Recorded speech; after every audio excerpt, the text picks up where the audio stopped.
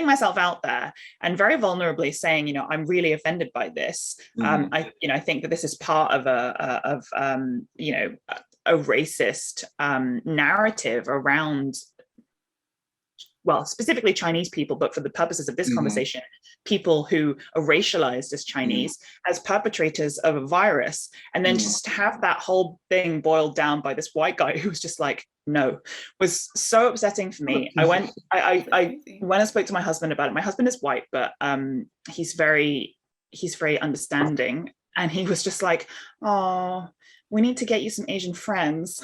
And I was like, yeah. I just felt very alone. Cool. Everybody needs Asian friends.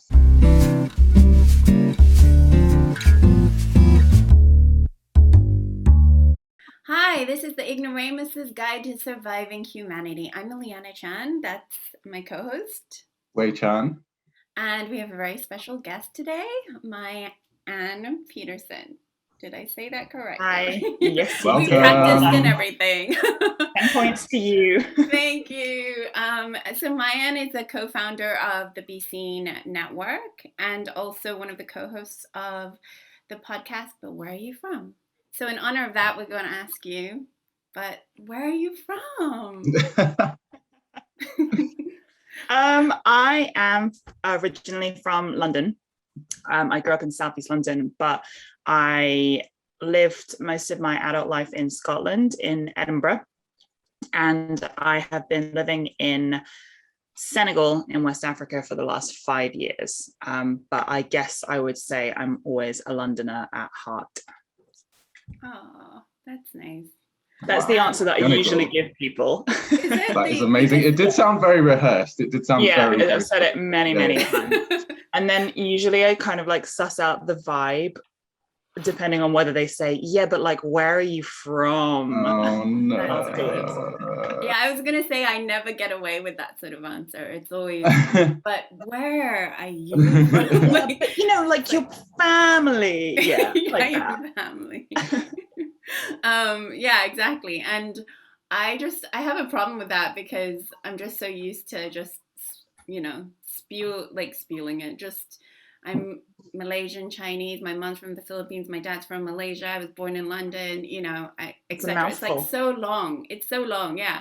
And sometimes it's like when you're in auditions and they ask you that, they just want to know whether or not you could play the role that they, and I'm like doing such a long spiel that I know I've lost them. And I'm always like leaving the audition going, I should have just said I was Chinese. That's all they needed to hear.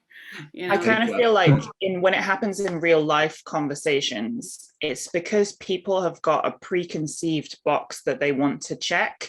So, they're waiting to hear the Vietnamese part if I'm talking about my family heritage, and they don't even really care about the rest. They just want to be able to say, oh, I went there on vacation 2 years ago, it was so beautiful, or oh, I love Vietnamese food, do you know how to cook Vietnamese food, yada yada yada. And it's like they've already got a kind of an agenda of what they want to talk about. It doesn't really matter what your very nuanced identity is. They just, like you said, they just want to hear Chinese or Vietnamese. But I'm totally like that. Like I did just have a conversation about Poland with someone from Poland because I wanted to hear about the country, So, but were they actually from Poland? I mean, yes, they were. Okay, that's the difference. I think, let's say if I'm traveling abroad and people hear my accent and they're like, oh, are you from the UK? And I say yes. And then they say, oh, that's so cool, I've always wanted to go there. That's a conversation I'm willing to have because I am from the UK. I think having heritage from somewhere and being from somewhere are very, very different things. And where you're from can shift so much. Like, I think London is a really good example of a city where you can be a Londoner without having necessarily been born and bred in London. I think it's one of those really fluid, welcoming identities that anybody can have. Probably similarly with places like New York, San Francisco, Sydney. There's so many ways that you can have an identity without necessarily being born into it. Do you feel that? Like, I do not know, because just having come back to London only like a few years ago, I don't know even if I would call myself a Londoner. Not immediately. I'd be like, I'm from here, but I would probably say all the other stuff. It's up to you though, I think, ultimately. Yeah, it is up to me. Yeah. And I like to be accurate. It's a bit like your experiences versus like your heritage, you know, like you don't necessarily have like so many experiences in Vietnam, like given like where you've been and things like that. I would be really interested in understanding sort of, well, I also live in Southeast London, so yay. Like I would be interested in knowing what your experiences are in Southeast London. Senegal, definitely. You've got to talk about that. That's incredible. I never met anyone that's done 5 years in Senegal, I have to say. So I've never been to Senegal either. Oh, it's a really amazing place. You should definitely visit if you have the chance. It's one of my favorite places in the whole world, actually. But I think for me, growing up in Southeast London, it's a very diverse place, as you know. As kids, I didn't have a lot of East or Southeast Asian friends, maybe a few, small handful here and there, but I went to a school that was pretty diverse. So the majority of my friends were white, South Asian, Black, and we didn't have a very strong Vietnamese community. My family wasn't kind of involved in community centers or anything like that. So I didn't have a really strong connection to my Vietnamese identity growing up. I was very much a Londoner first, then I was British. And then I moved to Edinburgh, and Scotland is getting more diverse, but it's still very white.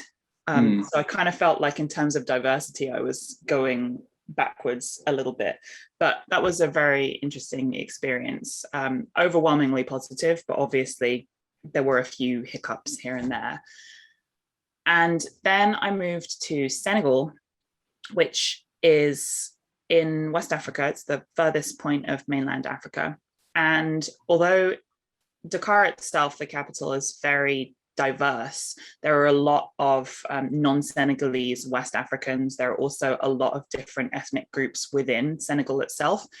But because the country is it's one of the most economically and politically stable places in the region. So it tends to be like the hub and the HQ for a lot of private sector companies, but also there's a lot of international development. So all the big NGOs and charities have their headquarters there. And for that reason, there's a lot of foreigners coming and going. They come on like 1 or 2 year contracts. So there's a lot of turnover of foreigners coming in and out. Most of these foreigners are North American or European, and most of them are white. So it was a very interesting dynamic for me to be in a place where I was quite obviously a foreigner, but I wasn't a white foreigner.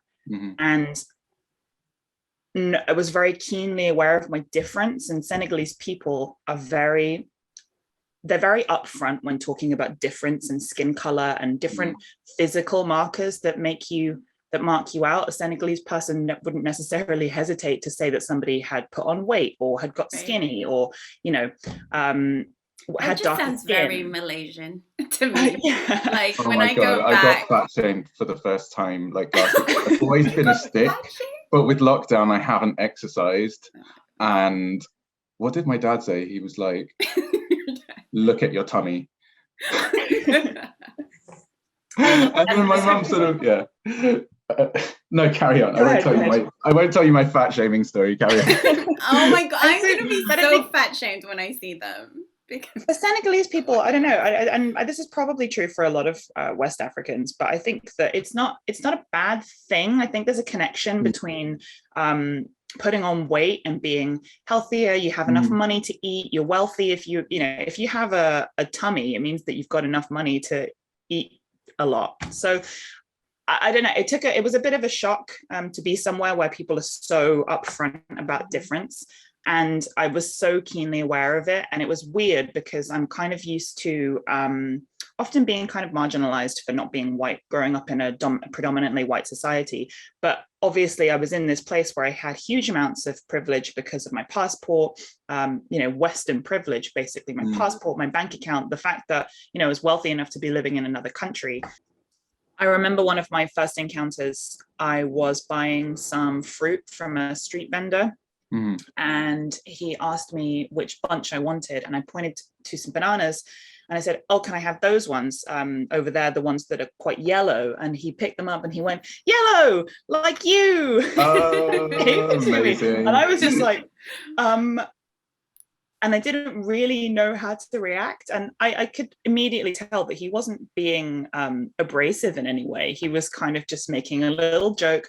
And then he launched into this speech about, he was like, and I'm really dark, and he held up his arm and he was like comparing our skin colors, and then he pointed to another guy and he started talking about how he had lighter skin than him, and it was just a very much like just an observance, an observation. And then we actually ended up having quite an interesting conversation, because I said, yeah, but my skin isn't actually yellow. And then it was just very surreal to be having a conversation about where these skin color markers come from with this random fruit seller on the street on the side of the road in Dakar in Senegal. But yeah, I became quite aware of my different position and not really sure of where I slotted in.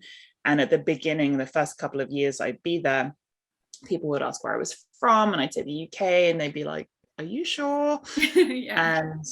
And I think initially I was kind of resistant to those conversations, and I would be like, yes, with just, stubbornly refusing to talk about anything else. But then I started to lean into it a lot more over the last few years. And I think that's something that's really helped me to kind of curate and solidify my own identity and how I feel as a British Vietnamese person.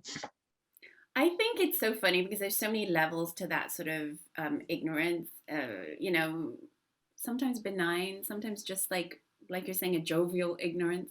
I lived in New Zealand for 6 years, and it actually used to really bug me that nobody would ask me where I was from, because they were just like, oh, you're Asian.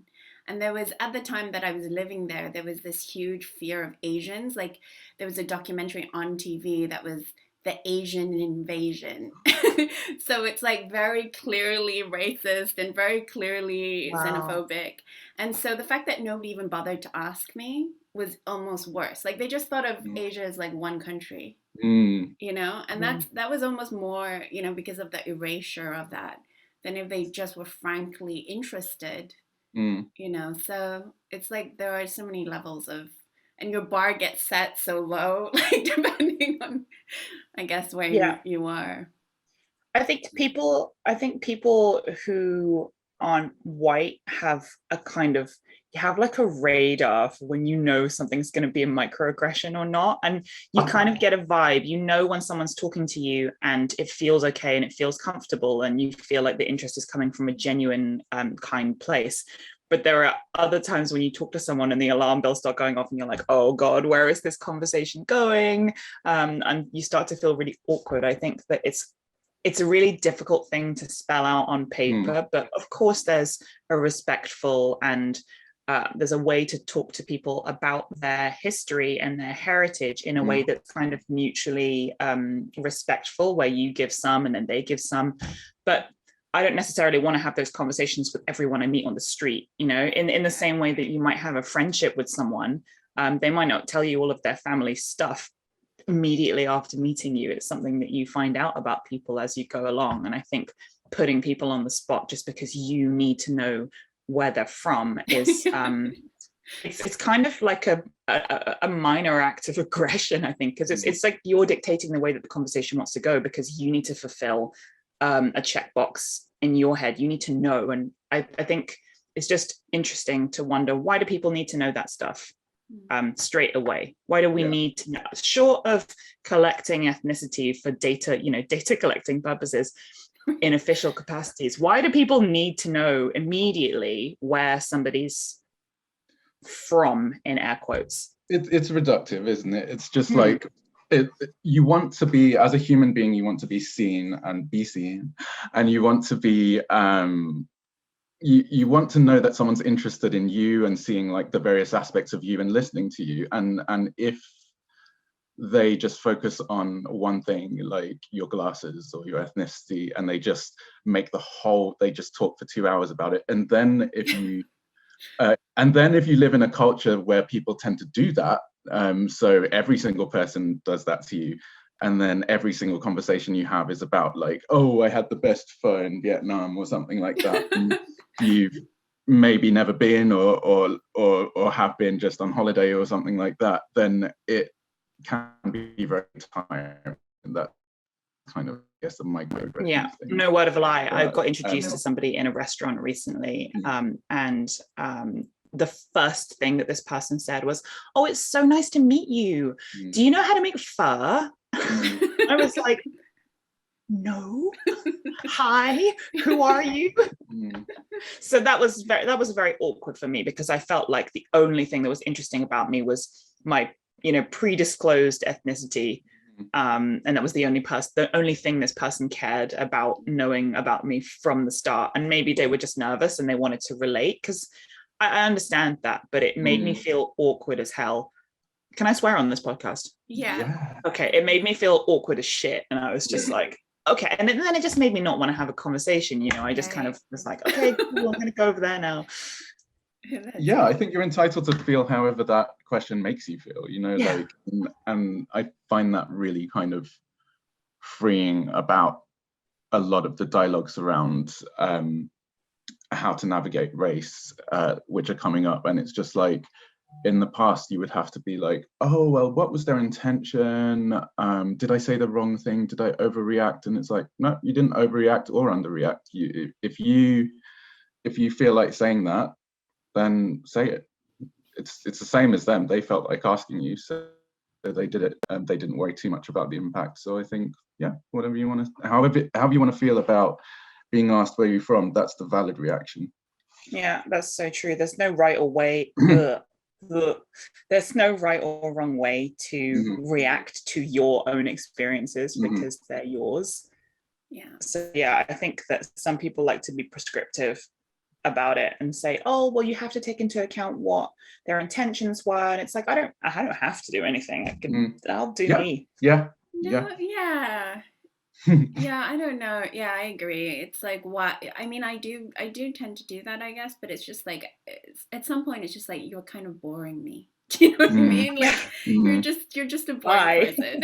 Yeah, exactly. So exactly, like, and boredom is probably the most destructive emotion there is. I'm not sure if that's true, but oh, great. This is coming from me, the psychiatrist. All the wars that we have were toxic is, forget toxic shame, toxic hate, or whatever it is. It's toxic boredom. It's just boredom. Yeah. But I do have to ask, because I'm so curious about things like this. But like, what did bring you to Senegal? It's actually not that exciting. You got there when you were 18, right? No, I was in Scotland before that, so I didn't move to Senegal until I was like 20 something, mid to late 20s. My partner moved there to learn French, and ended up he ended up getting a job there. We did long distance for a while, so I was kind of going between the UK and Senegal every 3 months, and doing like kind of long remote working holidays, and then taking a couple of weeks off afterwards. And then he ended up getting a permanent job, and my work, thankfully, is quite flexible. So I was able to relocate and then still keep the same job. So I work for a company that's based in Edinburgh. So outside of COVID times, that means that normally I'm in the UK quite a lot. So I kind of go between Dakar and Edinburgh, and I usually stop off in London. But that hasn't been possible for the last couple of years. So I'm actually in London right now for the first time since like 2019, which is really nice. Yeah, that's cool. So actually you've been in Senegal for quite a while, and like, I'm curious about this because we've talked about it in previous podcasts, I guess, about the Belt and Road Initiative from China, and how that's like cultivating maybe like a different, an alternative sort of like solidarity between Africa and China. And I was just wondering if that's something you've noticed, being as that you've lived there for quite some time, or is that just something that's just media reports? I'm not by no means an expert in this subject, so I'm not going to say too much. But I think that outside of Africa, there's this narrative about how China is trying to recolonize Africa, which I think is quite a reductive statement. And a bit rich, isn't it? Yeah, I was gonna, like, interestingly, the people who are saying that are like Americans and Europeans. Yeah. But honestly, there's, I feel that a lot of people in Senegal in particular are kind of, they're actually open to the Chinese-Senegalese relationship, because China is investing a lot of money in Africa in general. And as far as I'm aware, without the same amount of kind of neo-colonial strings that come with investment in infrastructure from European countries, for example. So Senegal has a really close relationship with France, being a former colony. And France actually has a kind of a monopoly on a lot of the industries in Senegal. And the currency in Senegal is, it's pegged to the euro, and a lot of I think half the reserves are kept at the French treasury in France. And French companies get a certain amount of, they get a first priority on bids for new infrastructure projects and stuff like that. So there's also British involvement in Senegal because they recently discovered oil there. So obviously BP are all over that shit. And it just doesn't seem, there's so much kind of conditional historical agreements and like the contracts that are made between European powers and Senegal. I don't know, they just never really feel like they're being completely made on even ground, because they're not. It's a power dynamic that's so it's so marred by the colonial history that I feel is very difficult to have a kind of like an even relationship. Whereas China and the investment from China and the relationships between a lot of West African governments anyway and China started on more of a clean slate. So I think it's really reductive to say, oh, China wants to colonize Africa. You see Chinese presence in big projects and stuff in Senegal, but you don't see the Chinese culture hasn't kind of infiltrated Senegalese culture in the same way that its former colonizer has, and it's just not the same. So I'm a bit kind of wary when people talk about that kind of stuff. Yeah, I've only heard that narrative and also because I was living in America for quite some time.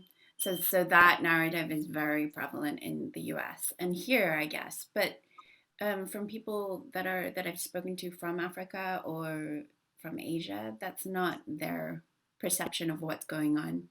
So it's always interesting to see such different viewpoints. And I guess that kind of, like what you were saying about the colonial mentality towards negotiations, is just, I think that's the thing where when we talk about identity politics or we talk about racism or accurate representation, that's the thing that really, like, to me, that's, you know what I mean? That's the reason why accurate representation matters. And, it's like so much more than just, I don't know, if someone asks you if you make pho, that is one thing. But then on the other hand, it's an annoying thing that we have to deal with. But on the other hand, when you're actually, this sort of racism allows you to actually go into a country and just completely exploit an entire country and people and like suffer no repercussions for it because they're not even expected to be equal, So yeah, I think that so often the conversations, like you said, all the people talking about how how China is colonizing Africa, it's a kind of very xenophobic diatribe that tends to come from the pens of Western writers. It's very it's like racism cloaked in racism. So it's like the Europeans are saying, oh, well, we need to protect you from this big bad wolf China because they do everything in a very dominating kind of way. We'll help you, we'll keep our relationships. And it's kind of like you're continuing the subjugation in a kind of very neo-colonial way, but also being quite xenophobic towards this idea of China. And I think people just, I think it's exacerbated by the rhetoric of people like Donald Trump, you know, China, just talking about China as if it's this kind of like one big block that's taking over the world. And I think that what people don't do is read opinion pieces by Africans. There are plenty of really good African journalists and thinkers and writers and business people who write about this kind of stuff all the time. And usually the people who drop things like, oh, well, China's taking over Africa, are people who probably have never read anything written by either an African writer or a Chinese writer about that relationship. So yeah, there's a very good newsletter that Quartz puts out every week by Quartz Africa. And it's like a roundup of stuff going on in the business, politics and tech world in Africa, which is really good. And it takes like 20 minutes to read. I think that there's just, outside of people who have business interests or work interests in Africa, I just think that from the UK in particular, there really isn't much of an interest. People don't really follow what's going on. They don't, know very much. And I think that, like with a lot of things, these attitudes stem from ignorance. Yeah, and also like when you say like read things from read African voices or listen to African voices, I also get the sense that you're not saying read them in The Guardian or CNN or The Telegraph or something like that.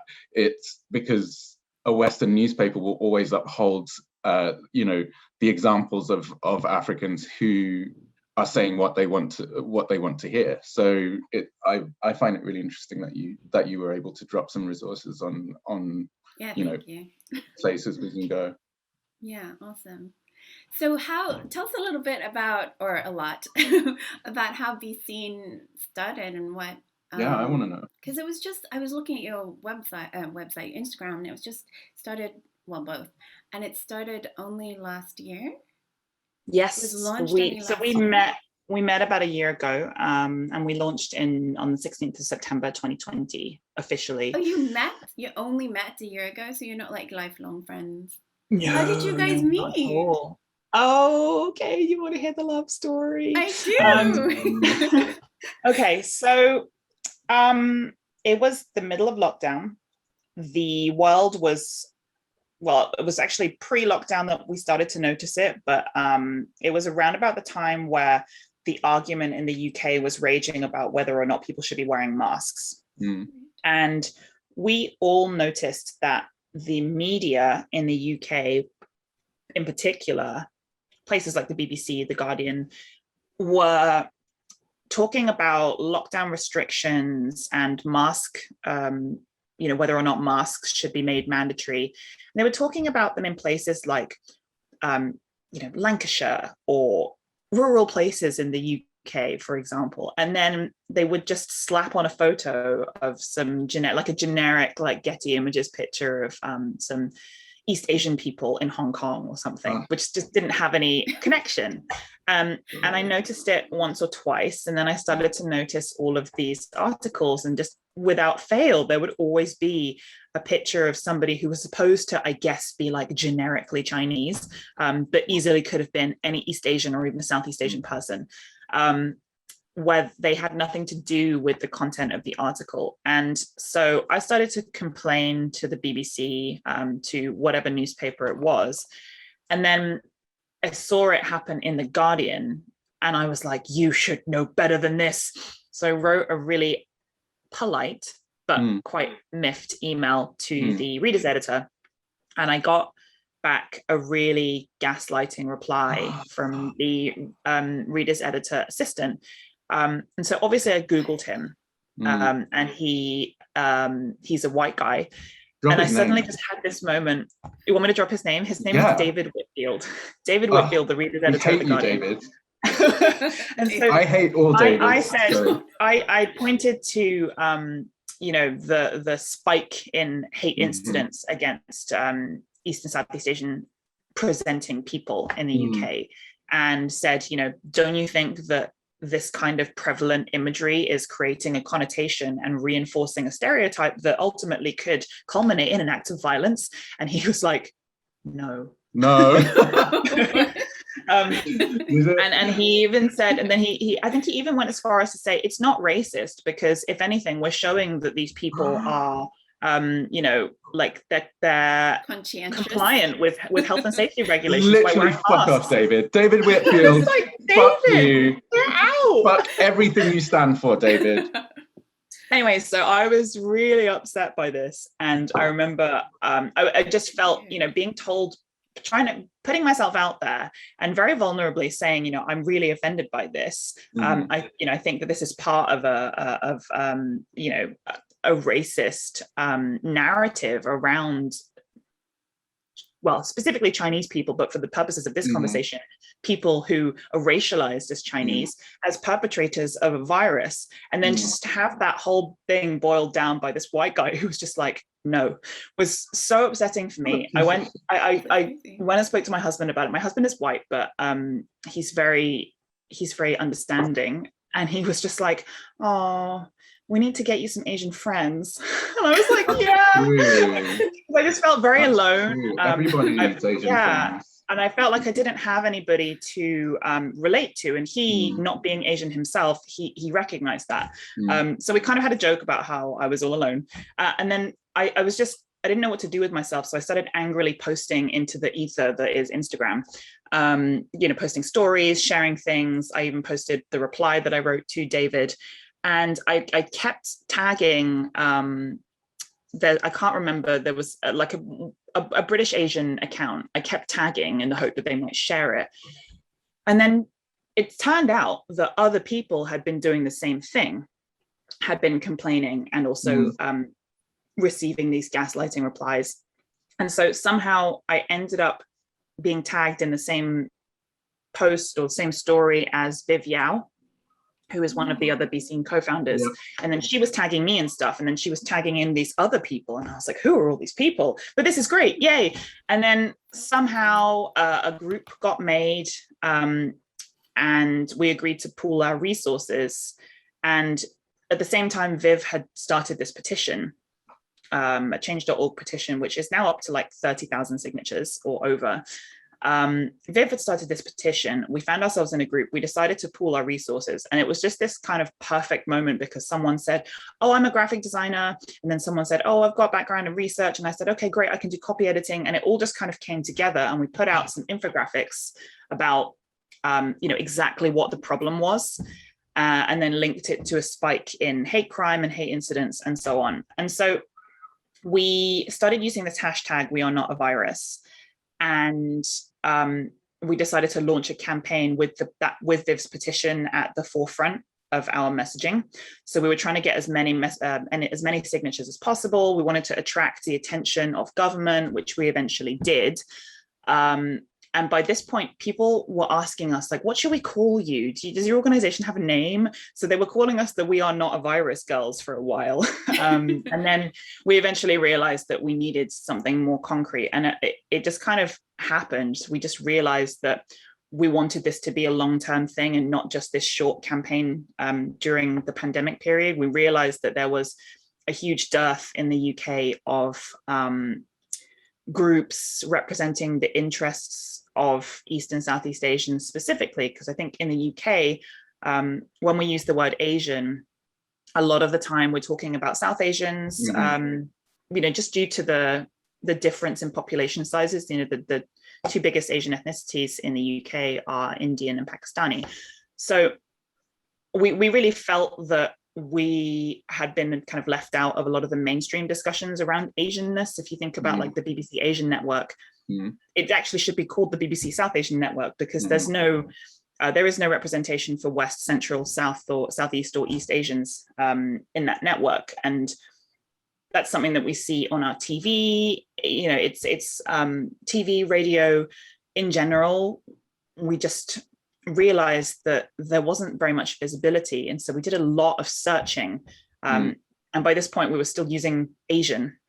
And in the end, we decided to use ESEA as an acronym for East and Southeast Asians, because we felt it was more inclusive, and we felt that being specific wherever possible is actually far more useful than just saying Asian.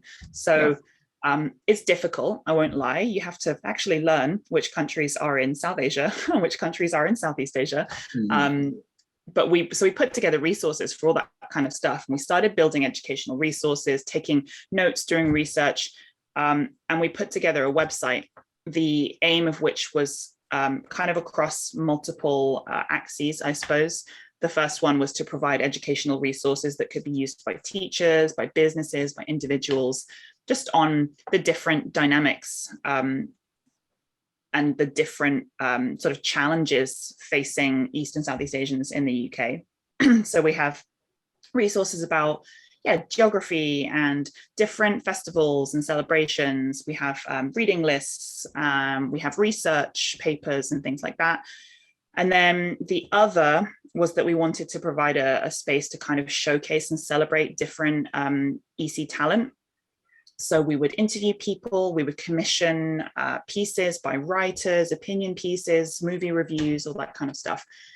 And so that was the representation part. It really started as a group that was kind of really just, we wanted to put out a positive view of ECs in our society in a way that was kind of defined by us and for us, rather than it being somebody else's mold that we had to fit into. And then somewhere along the line over the last few months, we've kind of morphed into an organization that advocates for the rights of East and Southeast Asians and their right to visibility. So we are, at heart, we are an anti-racism organization, but our approach is really a very homogenous, no, that's not the word I'm looking for. Holistic, thank you. Our approach is really homogenous. So helpful, It's very multifaceted. No, our approach is a really holistic one. So we believe that fighting discrimination happens at all levels in society. So while we not only do fight for positive representation, that's not enough. We also need to look at the systemic drivers behind why we don't have that representation. We can't just sling someone into a position of power and assume that they're going to do a good job.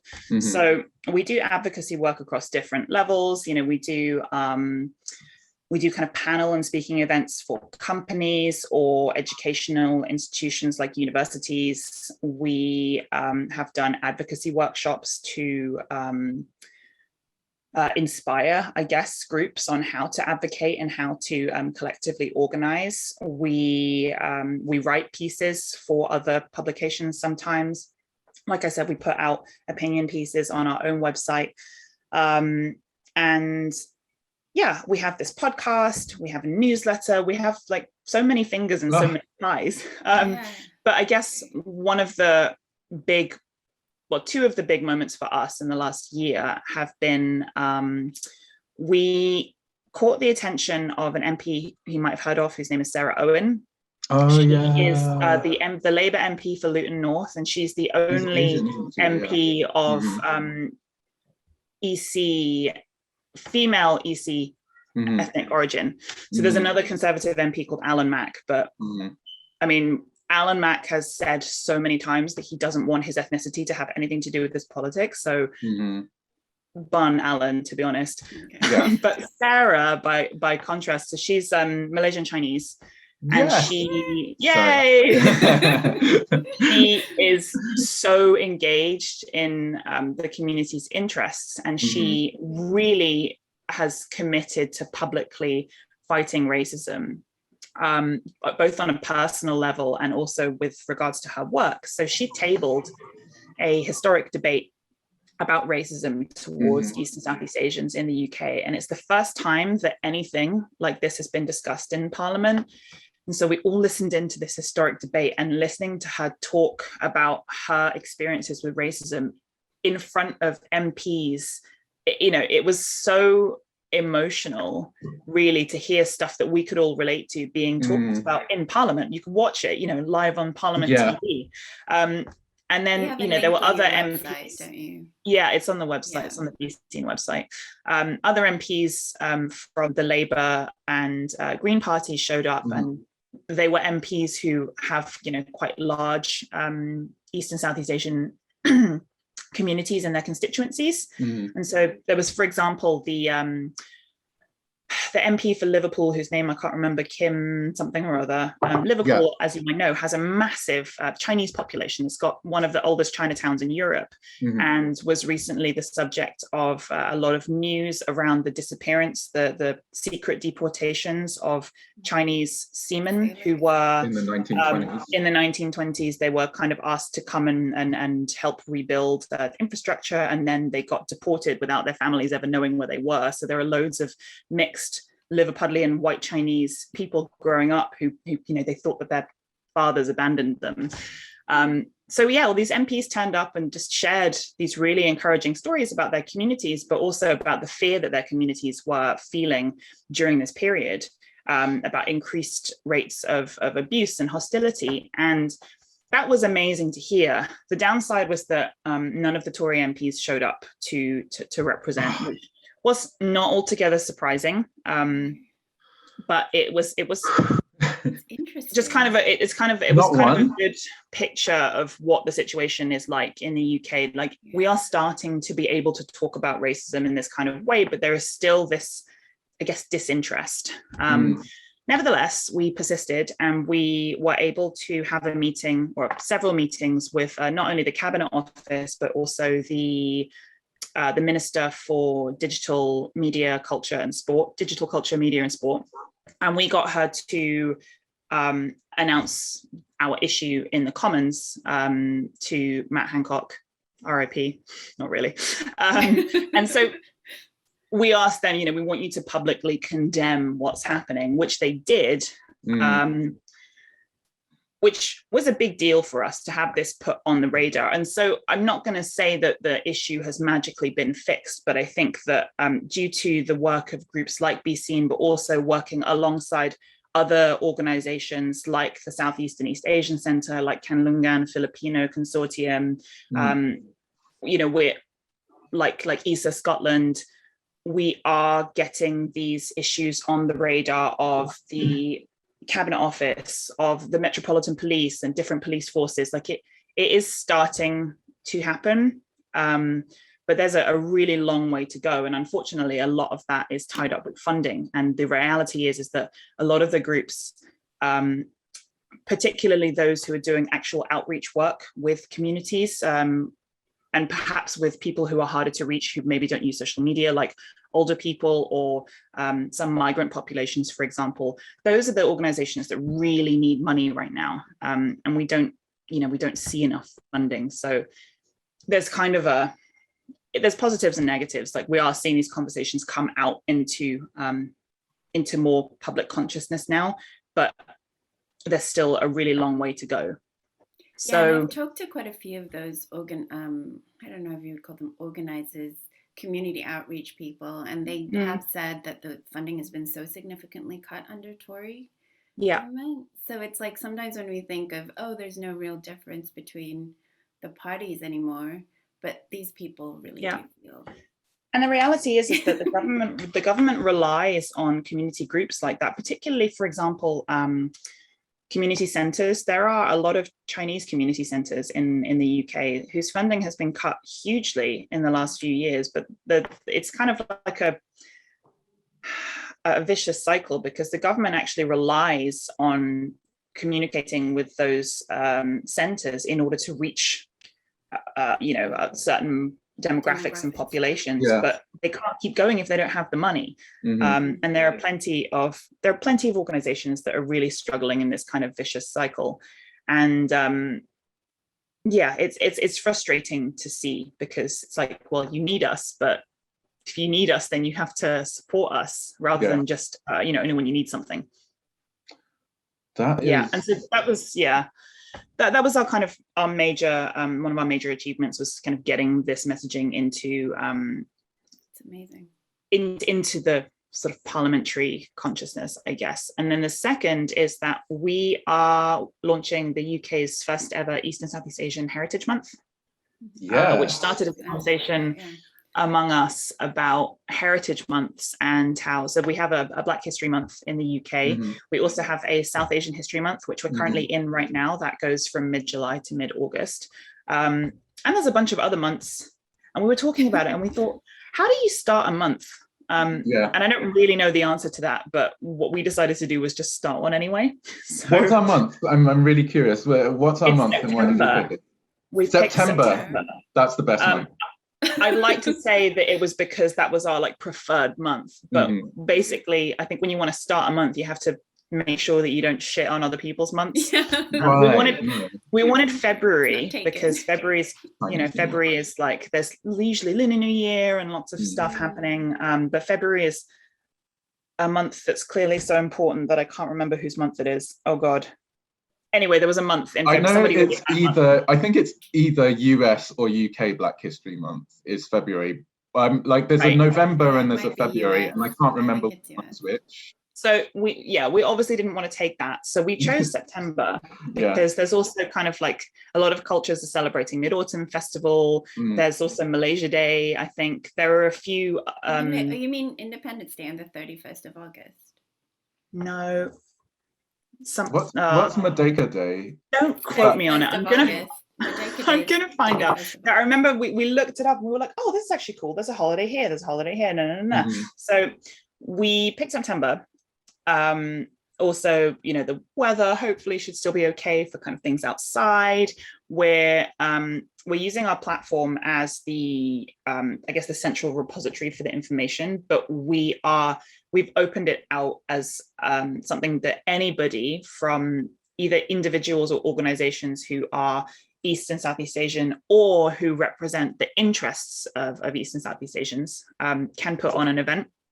And so we have a sign-up sheet with lots of information about the kind of events. We're hoping for things like, you know, arts, heritage, food, discussions, even just kind of like social, just for fun stuff. And once we have all of those registrations, we'll use our website to host the program of events. But the idea is that there will be things happening all over the country. Our deadline is actually tomorrow. And we've seen quite a lot of interest. Like, I'm really excited to say that there are some really cool events that people are putting on, both online and in person in September. And it's super, super exciting. I guess the cat's out of the bag now, so I can tell you the things that BESEA.N is working on. We announced this in our, well, actually, when is this show going to go out? Probably in a few weeks. Like, no, like not. Will it come out Tuesday, before but September? The next Tuesday.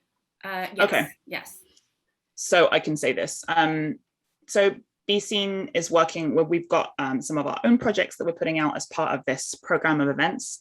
The first one is an online multimedia exhibition on how the refugee migration from Vietnam after the end of the war in 1975 has impacted the second generation and subsequently the third generation of British Vietnamese today. And so what that community of British Vietnamese looks like, speaking to the children of refugees and talking to them about how they raised their children and about how that experience of their parents has kind of shaped who they are and how they identify. So that's one thing that we're really excited about.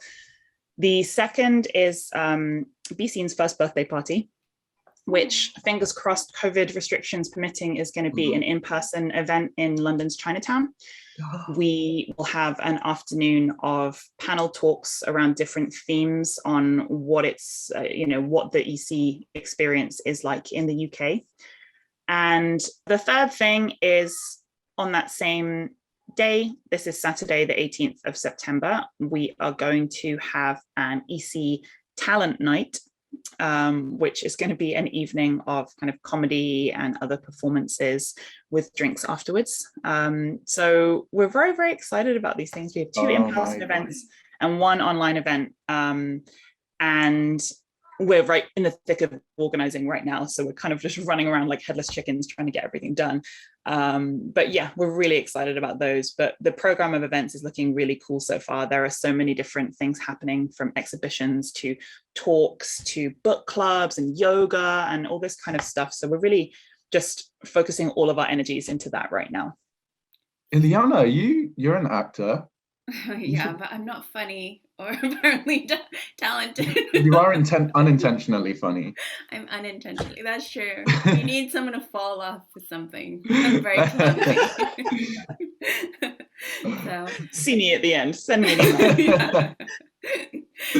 That sounds so, I mean, I'm so impressed by how much you guys have managed to do in such a short time period. Yeah, I don't really know how we do it. It's amazing. Was there anything along that journey that surprised you? Yeah, all the time. Really? So I mean, I write the BESEA.N newsletter once a month, which is, it tends to be, it's like a mix of you know, we give people an idea of what we've been up to, so we say everything that we've been doing, but I also put out, we have recommendations for like podcasts, music, films, books, and so on. And then we also have you know, we kind of give updates on things that are happening in the community, if there are opportunities, like research opportunities or mentoring opportunities, things like that. But every time I do that, I'm always so amazed, because I have to go through and list all of the things that we've been up to. And I'm like, oh, wow, yeah, I forgot that we did this event or we did this talk or whatever. And I'm just so overwhelmed sometimes by how much we have managed to get through. And sometimes I think, like, what did I do before? When, you know, because we all have full-time jobs and we all do this as volunteers. So none of us is getting paid. We're trying to squeeze this in evenings after work, Saturday mornings, just whenever. So many of my days off are dedicated to BESEA.N work at the moment. Yeah. And I'm like, what did I do before I did this? Do you think there will come a point where this will be your full-time job? Like, can you foresee that? It would be the dream, really, to have BESEA.N as like a, you know, we've got really big hopes for BESEA.N going forward. We sometimes joke about how we're going to have BESEA.N HQ, which is going to be, Carly, one of our co-founders, is currently designing it on The Sims. But we have this joke about how it's going to be this amazing cultural space for people to meet, and where we can have workshops, and we'll have a podcast recording room, and we'll also have a creche and perhaps even like a school attached to it, so we can have BESEA.N school for the younger generation.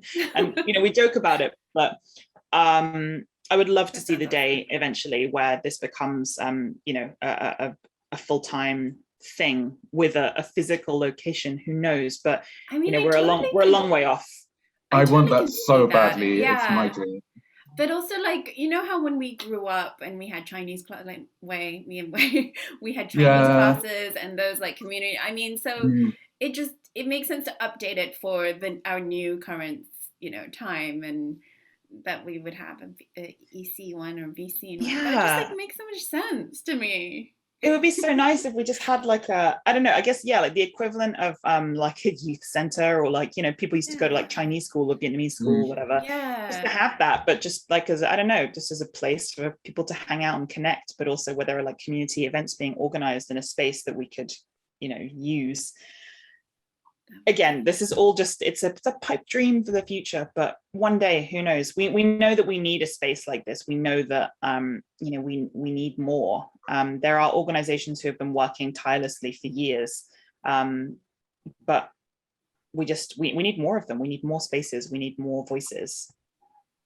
That's really interesting. I was listening to the BESEA.N podcast actually, and the one with Howard Wong on it, the founder of Little Moons, who's like one of my friends actually, and name drop. Yeah. Well, I also just wanted to show you that I've done my research and I listen. But yeah. Well done, 10 points. Yeah. And he was saying like the thing about like the Asian community or the Chinese community, and I don't want to conflate the two, but the thing about, I'll just speak for the Chinese community then, is that because we're not necessarily all religious, or we don't necessarily have a religion that unites us, we don't all meet on Sunday, you know, or something like that, where with the Asian community or some Black communities, there are kind of things centered around religion and gathering. And I'm not saying that I want to be religious just for the community aspect, but yeah, it would be nice to gather around something. And Chinese school was definitely, I mean, I think at the time I was a bit indifferent about it. Not complete, I did enjoy it to an extent. Like I know a lot of people kind of say that they were because there were different that they hated Chinese school or something like that, and I didn't. I quite liked it, but it revolves around language. There is the community aspect where you have that Chinese New Year show. There were like dancing. Dancing and stuff. And actually, one of my earliest memories is totally random, but is Wei, you were dressed in like one of those Chinese silk costume things. Oh my God. God. After that, we went to a supermarket or something and you got lost. And this is just so hilarious to me. You were really shy because you were really young. The announcer was like, "We have found a Japanese boy." Like, oh my God. What fucking like, erasure? Was I angry? Was I like, you were Japanese? You were mute. And that we were like, he speaks perfect English. Why didn't you just tell them your name and who you are? Boy. No, do you know what? I think that is a microaggression, but it's also another microaggression because I think you're mixing me up with my brother. No, I thought it was you. No, it was you. I think no, I don't. I was always pretty talkative. Yeah, I was always pretty talkative. I think Seong is the one that gets lost in supermarkets and crosses and like. Oh, that's so funny. Yeah. No. So have you two have known each other since Chinese school? No, I've known him since he was a baby. We were babies, yeah. Oh. I'm a year older or something. So yeah, I've literally known him since he was a baby. Wow. We have an episode about Chinese school that you should listen to. People relive their experiences of Chinese school, and we got some of our listeners to write in with their commentary as well. I don't actually think I learned anything from Chinese school. So one of the things that I wanted to, I guess, coming back to this idea about having meeting spaces for people to meet and to explore and network that are adapted and updated. I think that it's so needed because our previous generations, particularly for those who grew up with parents who maybe worked in the restaurant industry or in the takeaways, or for a number of other reasons, were very spread out. So in the case of the rise of the takeaway, for example, as kind of means of survival, obviously the way that you do that is to go where there isn't any competition, which is why you have, even in the most tiny village in like the north of Scotland, you'll have a Chinese takeaway. Similarly, when the first Vietnamese refugees arrived in the UK, the British government had a deliberate dispersal policy.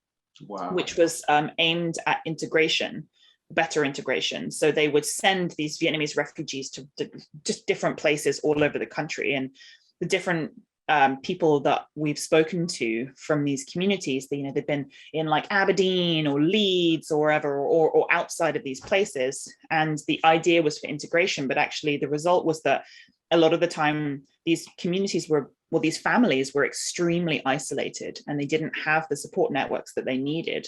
And so for various reasons, we have different ethnic groups, different groups of families spread out around the UK in a way that's very different to the US, for example, where we see lots of Asian American communities congregated in concentrations in cities like in the Bay Area or New York, for example.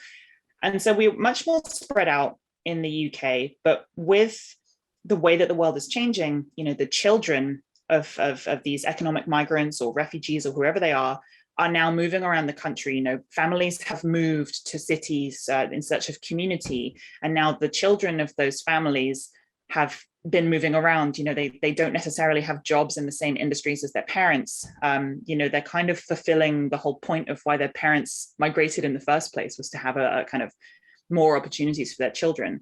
And so now what we're seeing is that a lot of the organizers in this kind of recent online movement towards better visibility for EC people are the second generation, those who have grown up in the UK and they want to consolidate their sense of identity. We're no longer, thanks to the fact that people have moved around and people are more connected, but also in part thanks to the dawn of social media and online organizing and the pandemic, which allowed everyone to be a lot more connected digitally.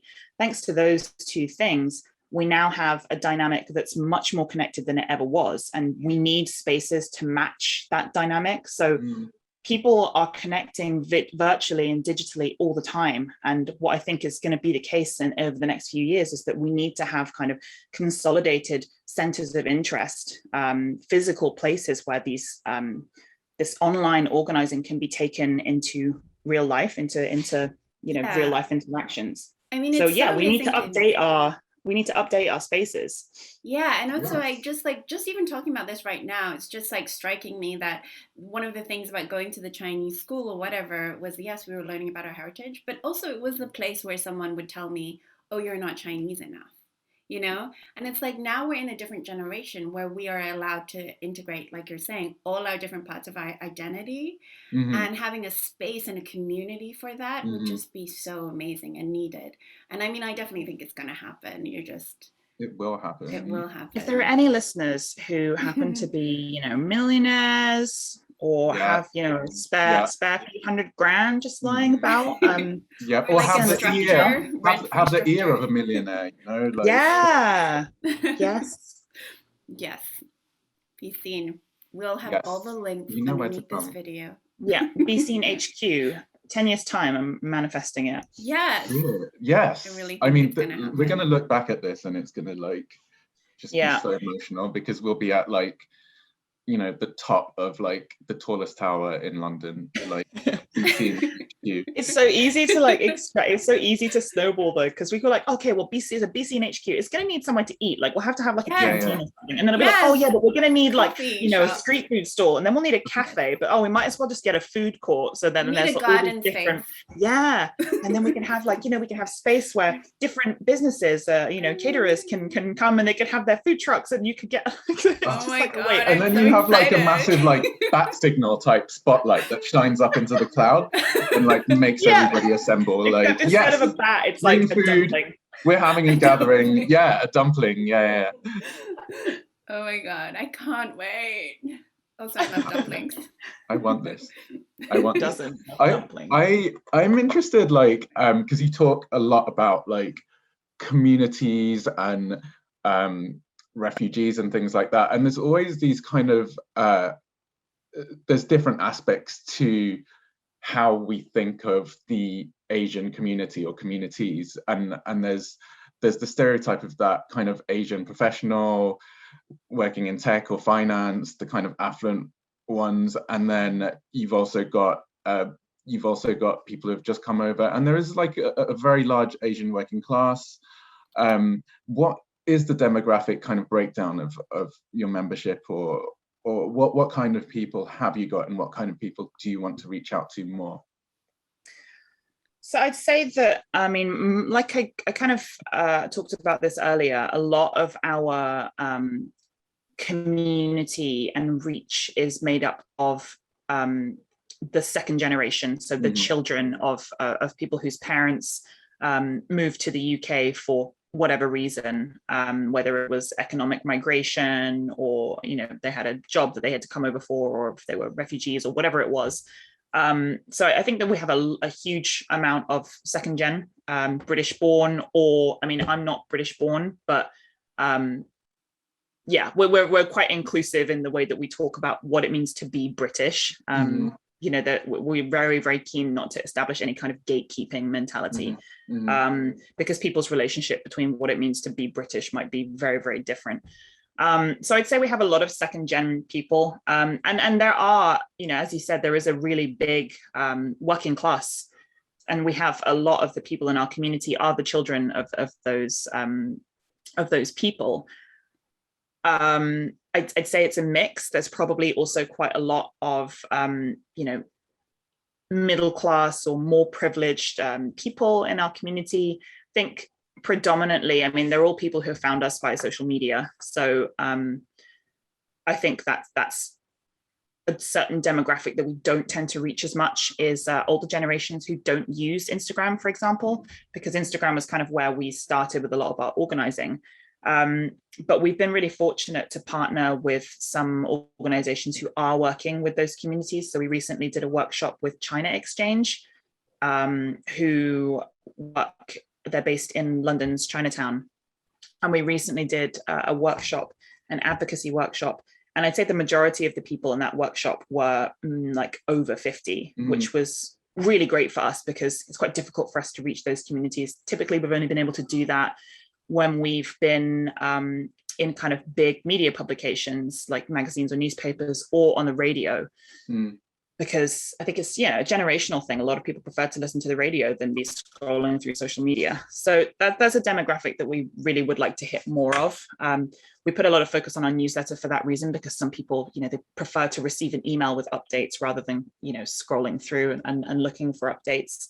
But I think one thing that I would like to say about, different demographics is that I think not just for BESEA.N, but overall, I do think that there is a tendency sometimes to overlook slightly less visible groups who should still really be part of our organizing. For example, there are a lot of migrant populations in the UK who are far more vulnerable and marginalized because they don't have the same kind of passport or status privilege that a lot of the rest of us do. And I think that we need to be hyper conscious of the different intersections that mean that some people's experience is very different to others. And when we organize and when we, when we want to fight for the rights of certain groups, we need to make sure that we actually are speaking for the rights of all groups, not just the ones who have similar experiences to our own. I think it can be quite easy to get into an echo chamber when you speak to people who have a similar economic background, a similar level of education, a similar kind of experience to you. And that's why the N part of our name of BESEA.N, which stands for network, is so important to us, because we will never claim to stand, to be the kind of authority on anything. Part of what makes our organization and what we do so cool is that we work alongside other groups. And we're not afraid to say, we're not the best people for this. There's another organization who does a far better job than we ever could. We're not afraid to recognize our limitations, and we have been so fortunate to collaborate with other organizations who are doing outreach work with migrants, for example, with former refugees or with victims of trafficking, for example. Those kind of stories that we actually don't hear as much of, but really should be on everybody's radar. It's amazing to meet with other people who have similar experiences, similar backgrounds, similar families, and connect. We can celebrate those moments, but we also at the same time have to be really conscious of, of other narratives and other stories. So I think there's a big picture that we all need to be very aware of. Oh, I love that network. I've not honestly, because everything that I've done was always in like a society or a group or something like that, and it's just so obvious now you say it. Just network and have connections, and that's so important. And you'll just cancel all that wasted labor on overlap, and you'll play to people's strengths. But how do you deal with polarizing topics? Like politics can be so polarizing, and even Chinese community, there's some very, very, Hong Kong, China, Taiwan, there's some very polarizing where people don't even want to hear, So how do you deal with that sort of thing? So, when we've done workshops in the past, something that we have is a safe space policy. So we have a policy of mutual respect, which tries to get people to think about the different experiences and identities, whether that's their gender, sexuality, ethnic identity, their class, their education level, whatever it is, and fully cognizant of the fact that, yes, there are always going to be people who disagree with each other. And sometimes that centers around kind of certain groups that are often pitted against each other. But we try to establish a space where you come to the space knowing and recognizing that you have to make space for other people. And so we kind of tried to set the tone quite early on. We've never been an organization that's, you know, set out to make it, we've never made it our mission to unite people who are, you know, on different ends of a political spectrum. That's not really what we're here to do. We're here to make a space where people feel welcome. So while we, you know, we have, for example, we have commissioned writers who have strong particular political beliefs that they've put out on their own pieces that are written on our website. It's not our place to disagree or not disagree or tell them what they should and shouldn't be writing. But what we do have a responsibility to do is to provide a space for nuance and to make sure that people talk about their experiences in a respectful way. I think that's really all you can do.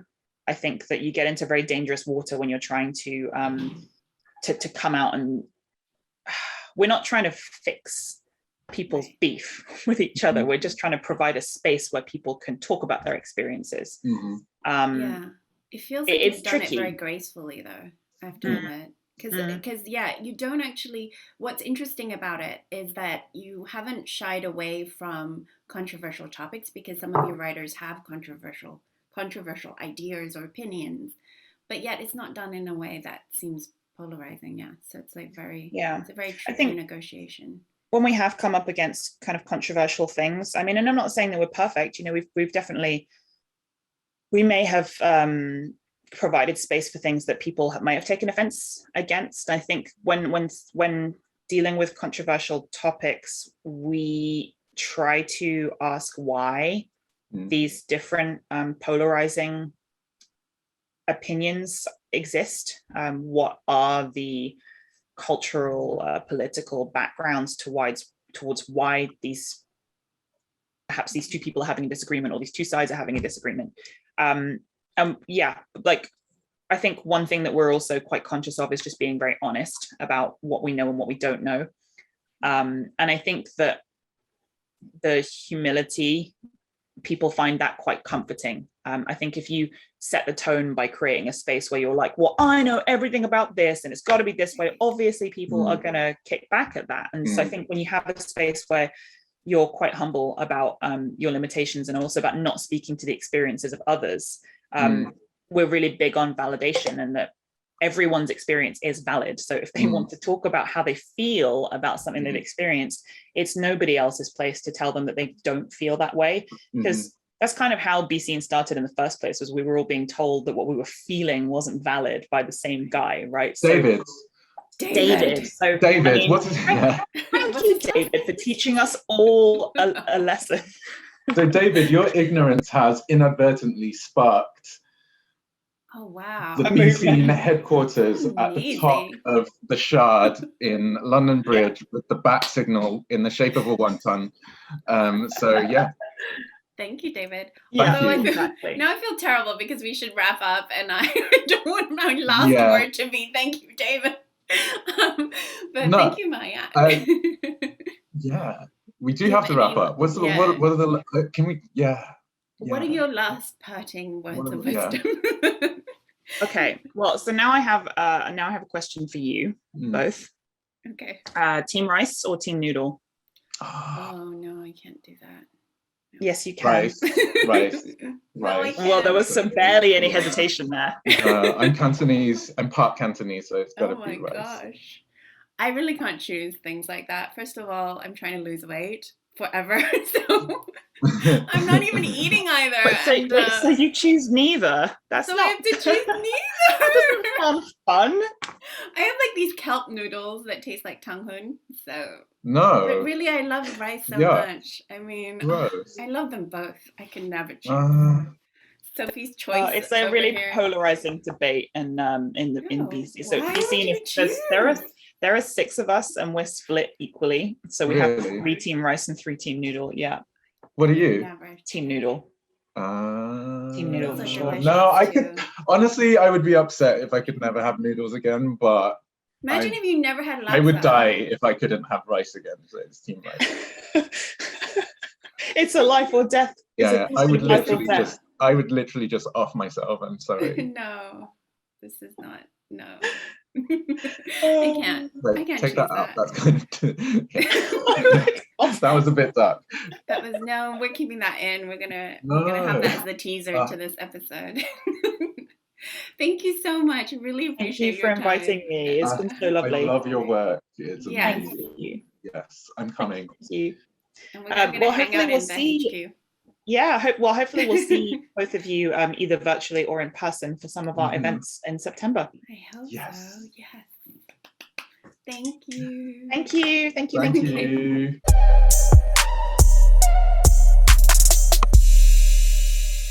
The Ignoramus's Guide to Surviving Humanity is available as a podcast on Spotify and Amazon Music. You can also like and subscribe to our videos on YouTube. And if you want to help us grow, then you can become a patron on Patreon. And that's it, right? I think that's it. Yeah.